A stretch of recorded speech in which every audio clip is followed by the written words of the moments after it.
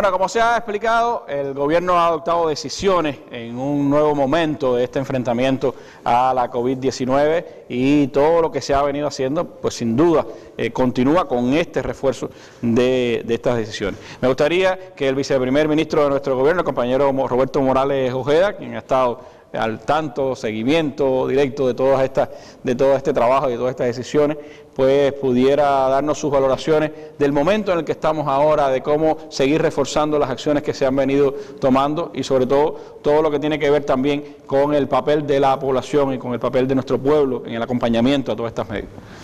Bueno, muchas gracias, Randy, y un saludo a todos los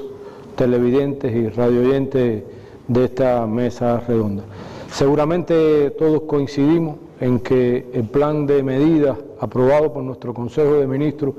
después de la reunión del Buró Político, donde recibimos indicaciones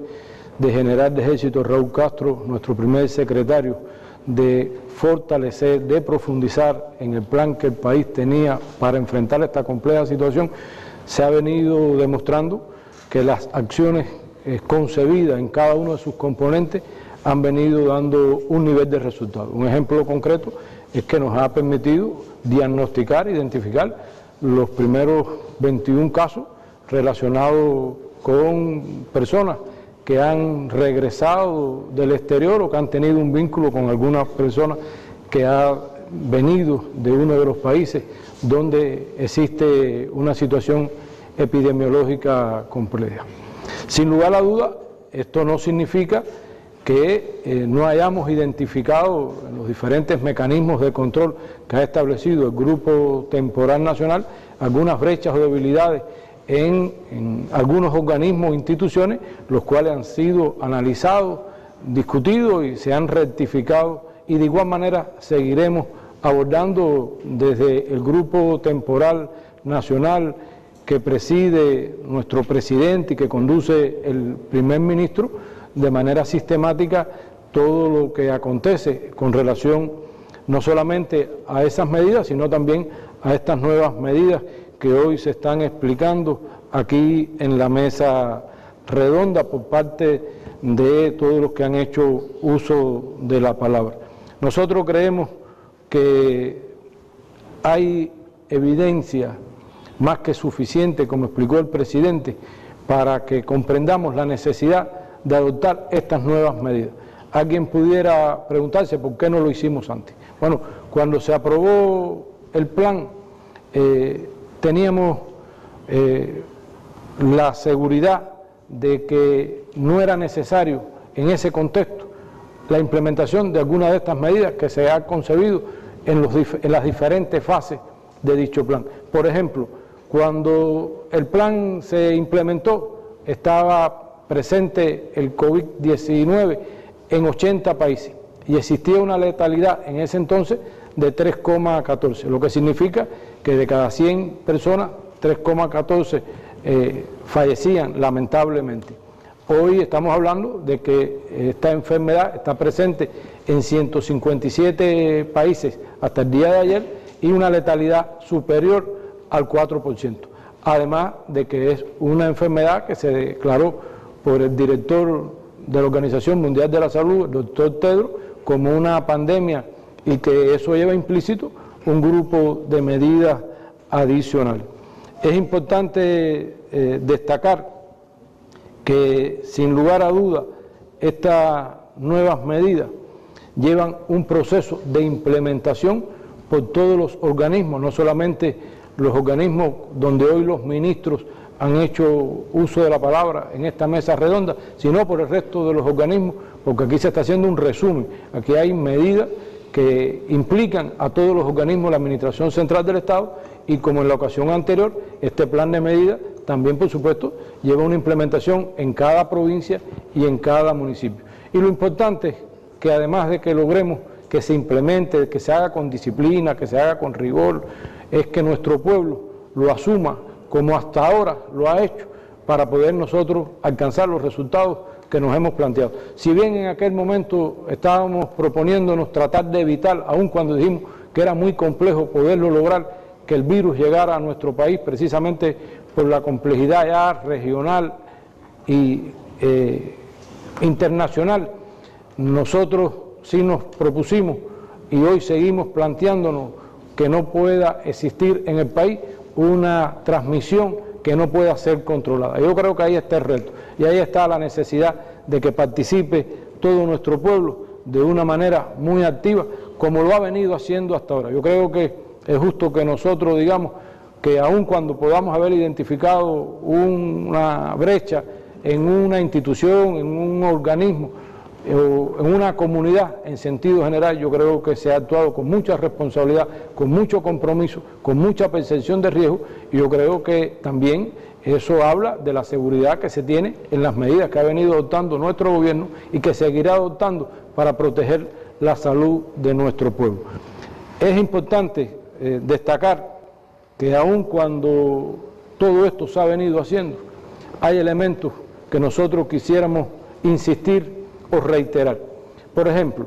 la vigilancia epidemiológica, desde un momento inicial planteamos que debíamos concebirla no solamente como aquel caso que iba a llegar a una institución de salud a partir de tener determinada sintomatología. Lo importante es que fuéramos a una pesquisa activa que nos permitiera, desde los centros educacionales, desde los centros laborales, desde la propia comunidad, a identificar a aquellas personas que tuviera cualquier tipo de expresión clínica que pudiera estar relacionado con cualquiera de las patologías respiratorias, y que fueran precisamente los profesionales, a través de los tres componentes que permite el diagnóstico, que es clínico, epidemiológico y de laboratorio, a poder tener la seguridad de que estábamos en presencia de un paciente con COVID-19 o que realmente era cualquiera de las otras patologías respiratorias que están de manera habitual circulando en el cuadro de salud de la población cubana. Nosotros creemos que eso se ha venido haciendo, pero si en algún momento nosotros creemos que es importante reforzar eso, es en este, porque esta medida que se ha adoptado de que realmente regulemos la entrada al país de turistas, de personas de otras nacionalidades, que no sea con el contexto que el presidente y el primer ministro han explicado, nos lleva a que podamos nosotros tener la seguridad de que si logramos la pesquisa podemos identificar de manera muy precoz cualquier caso que nos pueda surgir de un nacional, a partir de que puede también las personas que van a seguir entrando al país poder ser portadores asintomáticos o entrar en una fase inicial de la enfermedad donde no expresan clínicamente la misma. Es importante decir también que en este sentido debemos de actuar desde el diagnóstico clínico y epidemiológico con todas las medidas, sin tener que esperar precisamente al diagnóstico confirmatorio del laboratorio. Y yo creo que ahí también está el éxito, porque el diagnóstico puede ser 24 horas posterior a que identifiquemos las manifestaciones clínicas. Pero si desde ese momento inicial hacemos todo lo que está concebido en el control de cada caso, que incluye una adecuada y profunda encuesta epidemiológica que nos permita llegar hasta cada contacto de ese paciente, nosotros tendremos más seguridad en evitar que se nos extienda esta enfermedad a una proporción mucho mayor que la que realmente nosotros nos hemos propuesto como país, y que con el sistema de salud que existe, con la voluntad política, con la participación de todos los organismos y de nuestro pueblo, lo podemos lograr. Nosotros creemos que de igual manera es importante que podamos seguir trabajando en el reforzamiento del funcionamiento de las instituciones sanitarias. Me refiero a policlínicos y a hospitales, aunque es básico y elemental el trabajo del médico y la enfermera de la familia con su grupo básico de trabajo. Yo creo que la principal fortaleza que tiene el sistema sanitario cubano, el Sistema Nacional de Salud, está en sus médicos y enfermeras de la familia y en su atención primaria, que como siempre hemos planteado, debe de garantizar la solución de los problemas a nuestro pueblo en aproximadamente un 70%. Pero en esta batalla en la que hoy nos encontramos, yo diría que es decisivo su aporte en esa pesquisa, en esa identificación de cada paciente, que por supuesto, como bien explicó el ministro, hay que darle una atención diferenciada a los grupos vulnerables, y dentro de ellos están las personas de más de 60 años y sobre todo aquellos que viven solos, además de los hogares de ancianos, de los centros psicopedagógicos, de los hospitales psiquiátricos y de todas aquellas instituciones donde realmente puede existir conglomerados de personas que se nos pueda generar cualquier tipo de transmisión. Hablando de conglomerado, vicepresidente, en el caso de las escuelas, ahí se siguen estudiando decisiones, ¿qué se puede plantear sobre ese particular? Bueno, con relación al Ministerio de Educación y de Educación Superior, es importante decir que ambos organismos, al igual que el resto de los organismos formadores, como el INDER, Cultura y la propia Salud Pública, han venido implementando un conjunto de medidas que están en sus planes de acción, pero que sin lugar a duda, para esta fase preepidémica en la cual nos encontramos, se vienen estudiando nuevas propuestas que se informarán oportunamente, que tienen en cuenta la opinión de directivos de estos organismos, de los claustros de profesores, de los estudiantes y de los propios familiares del estudiantado en sentido general. Nosotros queríamos también,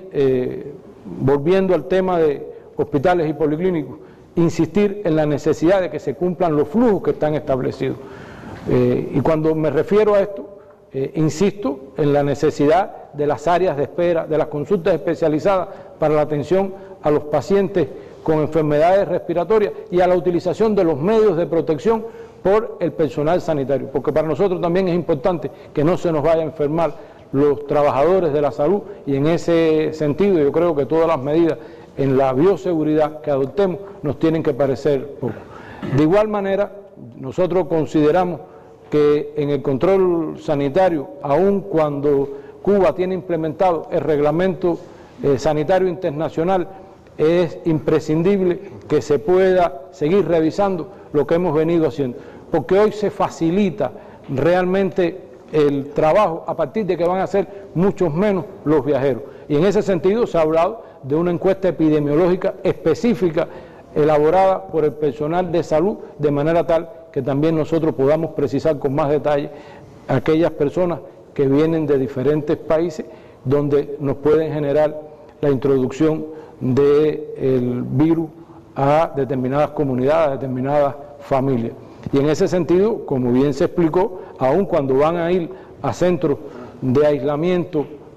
durante 14 días con todas las condiciones, es imprescindible que desde ese momento también le brindemos toda la información desde cada una de las instituciones que forman parte de nuestra frontera. Nosotros estamos convencidos que el resto de los organismos de la Administración Central del Estado, con la conducción técnica del Ministerio de Salud Pública, con las orientaciones del grupo temporal, del primer ministro, del presidente y de nuestro primer secretario del Comité Central del partido, como en otras ocasiones, enfrentaremos esta compleja situación, pero también saldremos victoriosos. Una expresión de eso, sin duda, es el reconocimiento internacional que ha habido a todo el operativo que se hizo con el crucero, como la